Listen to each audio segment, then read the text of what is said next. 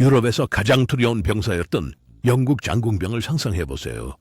아젠크로와 크레시 전투를 승리로 이끈 사람입니다. 당신은 20년 동안 프랑스 기사들이 당신의 화살에 맞아 죽는 것을 안전한 거리에서 지켜보았습니다. 하지만 이제 천둥 소리를 듣고 그것이 천둥이 아니라 말발굽 소리라는 것을 깨닫습니다. 고개를 들어보니 2,000명의 프랑스 기병이 당신을 향해 돌진하고 있습니다. 말뚝은 아직 심어지지 않았고 활은 아직 줄을 매지 않았습니다. 당신과 그 창들 사이에는 60야드의 열린 땅밖에 없고 그것은 몇 초 만에 사라지고 있습니다. 도망치려 하지만 갈 곳이 없습니다.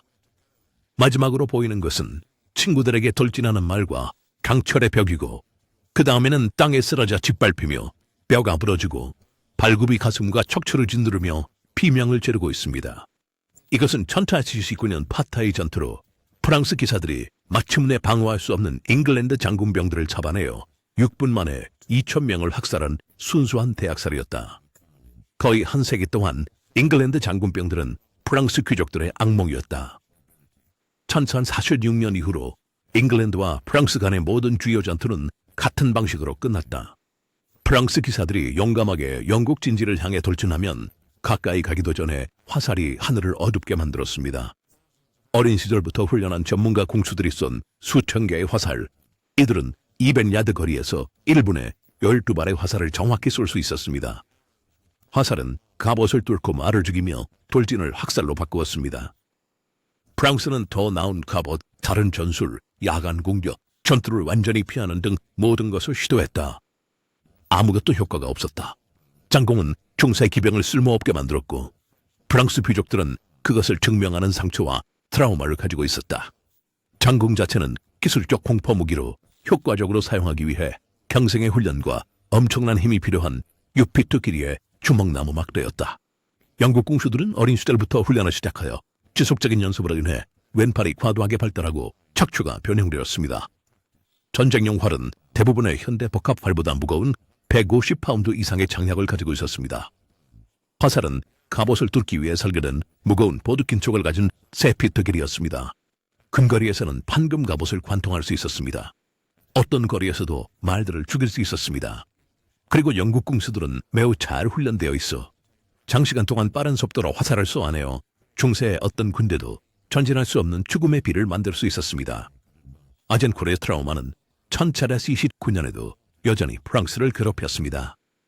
14년 전 6,000명의 영국 군인이 아젠코르에서 3만 명의 프랑스 군과 맞서 결정적인 승리를 거두었습니다. 프랑스는 7,000명 이상의 병력을 잃었고 대부분이 귀족으로 화살에 맞아 쓰러진 후 잔혹한 백병전에서 마무리되었습니다. 프랑스 기사도의 꽃이 진흙투성이의 들판에서 쓰러졌고 그들의 비싼 갑옷은 화살 폭풍 앞에 무용지물이 되었습니다. 잉글랜드의 헨리 5세 왕은 전설이 되었습니다. 생존한 프랑스 귀족들은 화살이 비처럼 쏟아지는 가운데 친구와 가족이 무력하게 죽어가는 것을 지켜본 심리적 상처를 안고 있었다. 장군은 프랑스 군대의 정신에 무언가를 부러뜨렸다. 그들은 궁계 전투에서 영국 궁수들과 맞서는 것을 두려워했다. 1449년까지 잉글랜드는 북부 프랑스 대부분을 지배하고 있었다.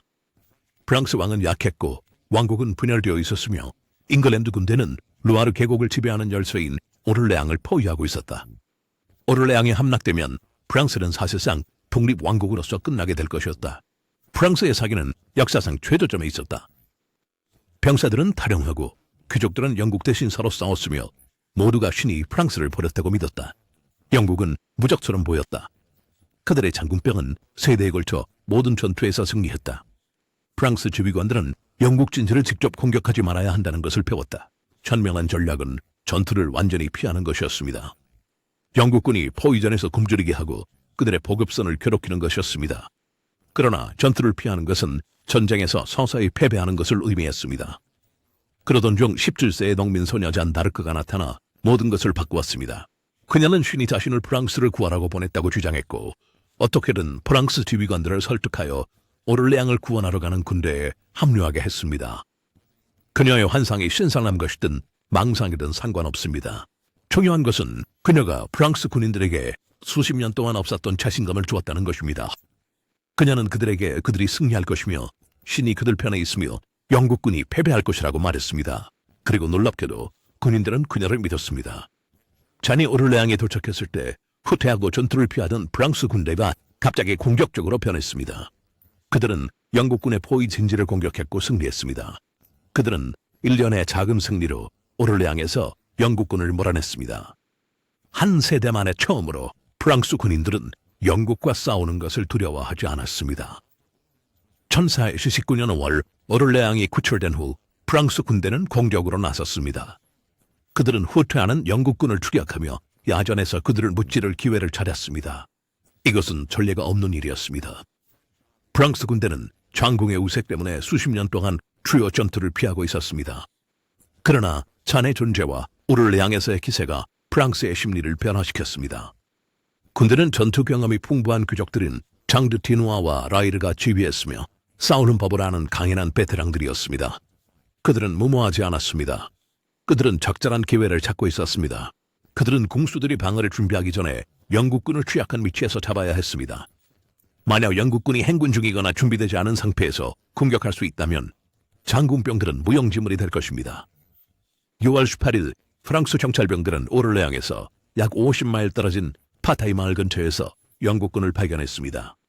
영국군은 약 5,000명으로 구성되어 있었으며 2,000명의 정예 장군병이 존 페스톨프 경과 탈버트 경의 지휘 아래 있었습니다. 두 사람 모두 아젠쿠르 전투에 경험 많은 베테랑이었습니다. 영국군은 오를레앙에서 패배한 후 북쪽으로 후퇴하며 프랑스 영토를 조심스럽게 이동하고 있었습니다. 그들은 프랑스군이 어딘가에서 자신들을 추적하고 있다는 것을 알고 있었고 방어하기 좋은 위치를 찾고 있었습니다. 영국군의 계획은 단순하고 입증된 것이었습니다. 높은 지대를 찾아 나무 말뚝을 심어 기병 돌격을 막고 궁수들을 줄지어 배치하여 장군기 그 역할을 하도록 하라. 이 전략은 크레시, 푸아티에, 아잔코르에서 승리를 거두었다. 이번에도 효과가 없을 이유가 없었다. 프랑스군은 약 6,000명이 있었지만 중요한 것은 약 2,000명의 중무장 기병, 강력한 전투말을 탄 전신 갑옷을 입은 기사들이 있었다는 점입니다. 프랑스 지휘관들은 기병이 준비된 장군병에게는 쓸모없다는 것을 알고 있었습니다. 말뚝과 화살이 모든 본력을 막을 것이었습니다. 하지만 기병은 준비되지 않은 보병에게는 치명적이었습니다. 만약 그들이 영국 궁수들이 배치되기 전에 말뚝을 심고 전열을 갖추기 전에 잡을 수 있다면 기병대가 그들을 쫓아가 학살할 수 있을 것이다. 속도가 모든 것이었다. 프랑스군은 영국군의 위치를 찾아 적이 준비하기 전에 즉시 공격해야 했다. 그들은 경량기병 정찰병을 앞세워 영국군을 찾게 했고 주력부대는 뒤따르며 즉시 돌격할 준비를 했다. 영국군의 재앙은 사슴으로 시작되었다. 영국군이 파타이 근처 숲을 통해 좋은 방어 위치를 찾으며 대열을 이루어 행진하고 있을 때 한 마리의 사슴이 놀라서 영국군의 대열을 가로질러 달려갔다. 몇몇 병사들은 동물이 지나갈 때 소리치고 환호했으며 긴장된 후퇴 중 잠깐의 오락거리가 되었다. 하지만 프랑스 정찰병들이 숲 근처에 있었고 그들은 함성을 들었습니다. 그들은 즉시 프랑스 본군으로 돌아가서 영국군의 위치가 바로 앞에 있다고 보고했습니다. 그리고 결정적으로 영국군은 아직 전투 대형이 아닌 행군 대형을 유지하고 있었습니다. 프랑스 지휘관들은 이것이 그들이 기다려온 기회라는 것을 깨달았습니다. 영국군이 준비하기 전에 즉시 공격 명령을 내렸습니다. 잉글랜드 전일에는 탈보 경휘하에 약 500명의 궁수로 구성되어 있었고 파타이 마을 근처에 작은 언덕에 도착했을 때 멀리서 프랑스 기병이 접근하는 것을 보았습니다. 탈보는 즉시 위험을 이해하고 궁수들에게 배치하라고 명령했습니다. 병사들은 급히 나무 말뚝을 심고 줄을 형성하기 시작했습니다. 각 궁수는 약 6피트 길이의 뾰족한 나무 말뚝을 가지고 있었고 이를 적을 향해 땅에 비스듬히 심어 돌진하는 말을 찌르는 울타리를 만들었습니다. 이것은 수십 년 동안 궁수들을 보호해온 표준 방어 조치였습니다. 하지만 말뚝을 심고 적절한 대형을 갖추는 데는 시간이 걸렸고 완전한 배치를 위해서는 최소 15에서 20분이 필요했습니다. 탈버트의 부하들은 프랑스 기병대가 도착하기까지 아마도 5분 정도밖에 없었습니다. 준비할 시간이 없다는 것을 깨달으면서 영국 전위대에 공포가 퍼졌습니다. 일부 궁수들은 말뚝을 심으려고 망치로 필사적으로 땅에 박았습니다. 다른 이들은 두려움과 아드레날린에 손을 떨며 활을 당기려 했습니다. 몇몇 베테랑들은 다가오는 것을 알고 달리다 죽는 것이 짓밟히는 것보다 낫다고 생각하며 그냥 달리기 시작했습니다. 탈버트 경은 명령을 외치며 어떤 형태로든 방어를 조직하려 했지만 시간이 충분하지 않았습니다. 프랑스 기병대는 이미 전속력으로 달려오고 있었습니다. 땅이 2,000마리의 갑옷을 입은 말들이 전속력으로 돌진하는 천둥 소리로 흔들리고 있었다. 장철과 말의 육체로 이루어진 벽이 마지막 거리를 덮고 있었고 그들과 궁수들 사이에는 아무것도 없었다. 프랑스의 돌격은 쓰나미처럼 영국의 전위대를 강타했다. 갑옷을 입은 전투마를 탄 기사들이 흩어진 준비되지 않은 궁수들에게 전속력으로 돌진했다. 창이 몸을 꿰뚫고 사람들을 들어올려 뒤로 밀어내다가 창대가 부러지고 희생자들이 떨어져 짓밟혔다. 말들은 여러 명의 궁수들을 한 번에 쓰러뜨렸고 강철로 덧대어진 말발굽이 가슴과 두개골을 짓밟았다. 소리는 끔찍했다. 비명 지르는 사람들과 말들, 부러지는 창의 소리, 짓밟히는 몸의 축축한 소리. 멀리서 적을 죽이는데 경력을 쌓아온 궁수들이 갑자기 갑옷을 입은 기사들과 근접 전투를 벌이게 되었고 그들에게는 기회가 없었다. 장궁병들은 작은 보조무기, 단검이나 단검을 휴대했는데 이는 전신 갑옷을 입고 전쟁 망치와 검을 휘두르는 기사들에게는 쓸모가 없었습니다. 영국 궁수들은 즉시 무너졌다. 도망칠 수 있는 자들은 활을 버리고 숲으로 도망쳤다. 그러나 대부분은 닫혀 있었고 갈 것 없는 기병에게 둘러싸였다. 기사들은 말 위에서 그들을 베어내고 검은 궁수들이 입고 있던 가벼운 가죽 갑옷을 가르고 있었다. 한난대기 작가는 기마기사들의 검격에 의해 궁수들이 문자 그대로 반으로 쪼개졌다고 묘사했습니다. 다른 이들은 군중을 계속 돌진하는 말들에 의해 짓밟혔고 이미 쓰러진 사람들은 말 발굽에 짓눌렸습니다. 일부 궁수들은 무기를 버리고 손을 들어 항복하려 했습니다. 그러나 프랑스 기사들은 수십 년간의 굴욕 후에 살육의 광란에 빠져 있었습니다. 그들은 계속해서 죽였고 아젠쿠르 전투에 복수를 하며 영국의 화살에 죽은 모든 프랑스 귀족들의 복수를 했습니다. 탈버트 경은 싸우면서 후퇴하라고 병사들을 모으려 했지만 희망이 없었습니다. 그의 기마병 지휘 그룹은 몇 분 만에 압도당했습니다. 탈버트 자신도 말에서 떨어져 포로로 잡혔다. 영국의 선봉대는 10분도 차이 두지 않아 전멸했다. 궁수들의 시신이 들판에 널려 있었고 대부분은 근접 전투에 잔혹한 부상을 보여주고 있었다. 갈라진 두개골, 절단된 팔다리, 진흙 속에 짓밟힌 시신들. 이 남자들을 유럽에서 가장 두려운 군인으로 만들었던 값비싼 장궁들이 흩어져 쓸모없게 되었다. 단 한 발의 영국 화살도 분노 속에 발사되지 않았다. 궁수들은 무기조차 사용하지 못한 채 갑옷을 입은 기병에 맞서 근접 전투에서 무력하게 가첩처럼 포살당했다. 약 1마일 뒤에서 행군 중이던 주력 영국군은 학살 소리를 듣고 배치하려고 시도했다. 존 패스톨프 경이 이 더 큰 부대를 지휘했으며 여기에는 또 다른 1,500명의 장궁병이 포함되어 있었습니다. 이들은 준비할 시간이 있었고 작은 언덕에 말뚝을 심고 전열을 형성하기 시작했습니다. 그러나 그들은 전위부대가 학살당하는 것을 볼 수 있었고 프랑스 기병이 동료 공수들을 베어내는 것을 볼 수 있었으며 사기는 이미 꺾였습니다. 프랑스 기병은 전위들을 무찌르고 기세가 오른 상태로 배치가 완료되기 전에 영국군 주력 부대를 향해 돌격했습니다. 부분적으로 준비된 방어선이 돌격을 늦추긴 했지만 막지는 못했습니다.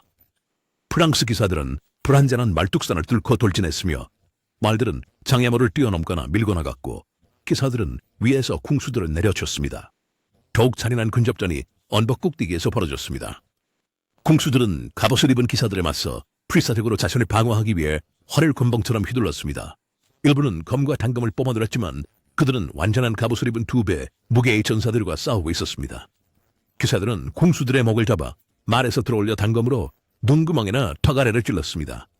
전쟁 망치가 가중보자를 뚫고 두개골을 부수고 있었습니다. 언덕은 도살장이 되었다. 전투가 패배로 기울자 존 패스톨프 경은 논란의 여지가 있는 결정을 내리고 기마부대를 이끌고 도망쳤다. 그는 보병과 궁수들을 그들의 운명에 맡기고 몇백 명의 기병과 함께 북쪽으로 질주하며 일부 전투력을 보존하기를 희망했습니다. 이 결정은 그의 평판에 평생 동안 악영향을 미쳤지만 아마도 그의 목숨을 구했을 것입니다. 그의 뒤에서 남아있는 영국군은 체계적으로 파괴되고 있었습니다.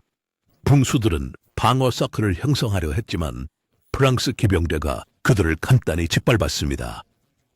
숲으로 도망치는 개별 궁수들은 사냥당해 죽임을 당했습니다. 전투는 학살로 그리고 사냥으로 변했습니다. 주력 영국군이 무너진 후 약 20분 동안 학살이 계속되었습니다. 소규모의 영국 병사들이 잠시 저항했지만 결국 압도당했습니다. 파타이 근처의 숲은 프랑스 기병이 도망치는 궁수들을 사냥하면서 살육의 장이 되었습니다. 수백 야드 떨어진 곳에서 살상하던 사람들이 숲속의 혼란스러운 난투에서 죽어갔고 도망치다 등이 찔리거나 말에 짓밟혀 죽었습니다. 일부 궁수들은 나무에 올라가 숨으려 했지만 끌어내려져 죽임을 당했다. 심리적 상황이 완전히 뒤바뀌었다. 여러 세대 만에 처음으로 프랑스 기사들이 영국 장군병들을 압도했고 그들은 자비를 베풀지 않았다. 살육이 마침내 멈췄을 때 2,000명 이상의 영국 병사들이 들판과 주변 숲에 죽어 누워 있었습니다. 대다수는 잉글랜드의 주요 군사적 우위였던 엘리트 궁수인 장군병들이었습니다. 그들의 시신은 근접 전투의 잔혹한 현실을 보여주었습니다.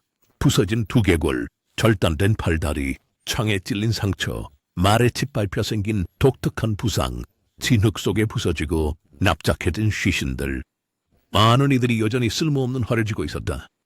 적에게 압도당하기 전에 화살을 쏜 몇몇은 아무 성과도 거두지 못했다. 프랑스 기병대는 너무 가까이 있었고 너무 빨리 움직였다. 장공의 우세는 거리와 준비에 기반을 두고 있었지만 파타이에서는 영국군이 그 어느 것도 갖추지 못했다. 프랑스군의 사상자는 최소한으로 아마도 몇십 명이 죽거나 다쳤을 것입니다. 전투는 너무 일방적이어서 전투라기보다는 서형에 가까웠습니다. 프랑스 기사들은 수천 명의 죽은 영국인을 바라보며 거의 믿을 수 없었습니다. 전쟁이 시작된 지 거의 100년 만에 처음으로 프랑스는 개전에서 영국을 결정적으로 물리쳤습니다. 프랑스 군인들에게 심리적 충격은 엄청났습니다. 영국은 무적이 아니었습니다. 장궁도 무적이 아니었습니다. 그들을 준비되지 않은 상태로 잡으면 그들도 다른 사람들처럼 죽었습니다. 잔타르크는 전투 중 주력군과 함께 있었고 승리를 신의 덕분이라고 여겼다. 병사들은 그녀의 말을 믿는 경향이 있었다. 포로에 대한 배후는 수십 년간의 프랑스 패배로 쌓인 증오가 얼마나 컸는지를 보여주었다. 보통은 탈보트 경과 같은 부유한 포로들은 잘 대우받고 큰 금액으로 몸값이 치러지지만 파타이에서 잡힌 많은 일반 영국 병사들은 현장에서 즉시 처형되었습니다. 아잔쿠르나 크레시에서 가족을 잃은 프랑스 병사들은 개인적인 복수를 했습니다. 일부 영국 포로들은 줄을 서서 무릎을 꿇고 참수당했습니다. 다른 포로들은 이 순간을 몇 년 동안 기다려온 병사들에 의해 맞아 죽었습니다. 포로를 보호하던 기사들의 규칙은 수십 년간의 트라우마와 굴욕이 복수될 때 완전히 적용되지 않았습니다. 탈보트와 같은 고위 귀족들만이 목숨을 부지할 수 있었는데 이는 자비 때문이 아니라 그들이 살아있을 때 더 가치가 있었기 때문입니다. 파타이 전투는 3세대 동안 유럽 전쟁을 지배했던 영국의 무적 신화를 깨뜨렸습니다. 몇 주 안에 프랑스 내 영국의 전체 입지가 무너지기 시작했습니다. 싸우기를 두려워했던 프랑스 군인들이 갑자기 공격적으로 변했습니다. 안전하다고 느꼈던 영국 수비대는 갑자기 취약함을 느꼈습니다. 심리적 변화는 군사적 승리만큼 중요했습니다. 프랑스 지휘관들은 영국 장궁정에 준비되지 않은 상태에서 잡히면 패배할 수 있다는 것을 알게 되었고 그에 따라 전술을 조정했습니다. 그들은 준비된 영국 진지를 공격하려는 시도를 멈추고 대신 빠른 이동과 기습 공격에 집중하여 궁수들이 배치할 시간을 주지 않았습니다. 파타이 전투가 있은 지 2달 만에 샤넬 7세는 랭스 대성당에서 프랑스의 왕으로 즉위했으며 그 옆에는 잔다르크가 서 있었습니다. 이는 파타이 전투의 승리 없이는 불가능했을 것입니다. 이 승리는 랭스로 가는 길을 열었고 프랑스 군대가 영국군을 물리칠 수 있음을 보여주었습니다. 다음 20년 동안 프랑스는 칼레를 제외한 모든 대륙 영토에서 영국을 점차 몰아냈습니다. 완전한 영국의 승리로 끝날 것 같았던 100년 전쟁은 대신 프랑스의 승리로 끝났습니다. 파타이는 전환점이었고 수십 년간의 영국 지배가 6분간의 잔인한 기병 돌격으로 뒤집힌 순간이었습니다. 파타이 전투는 100년 전쟁에서 중세 전쟁을 정의했던 모든 것을 완벽히 뒤집는 전투로 남아있습니다. 90년 동안 영국의 장궁병들은 프랑스 기병을 멀리서 저주하고 접근하기 전에 쏘아 죽임으로써 학살했습니다. 파타이에서 프랑스 기병은 마침내 가까운 거리에서 궁수들을 붙잡아 같은 잔인한 효율상으로 그들을 학살했습니다. 잉글랜드 최고의 궁수 2,000명이 자신들을 무적이라 생각했던 이들이었지만 총 한 발 쏘지 못한 채 짓밟혀 죽고 베이고 숲속에서 사냥당했습니다. 크래시와 아젠코르에서 승리를 거둔 무기들은 주인들이 비명을 지르며 죽어가는 동안 땅에 쓸모없이 놓여 있었습니다. 잔다르크의 존재는 프랑스 군인들에게 공격할 용기를 주었고 프랑스 기병대가 나머지를 해냈습니다. 이는 가장 강력한 군사 기술도 적절한 순간에 올바른 전술로 패배할 수 있음을 증명했습니다. 장궁의 공포의 세기는 순식간에 순수한 대학살로 끝났고 프랑스는 마침내 무력하고 두려움에 떨며 죽어가는 것이 어떤 것인지 알게 된 영국 궁수들의 피 속에서 다시 태어났습니다.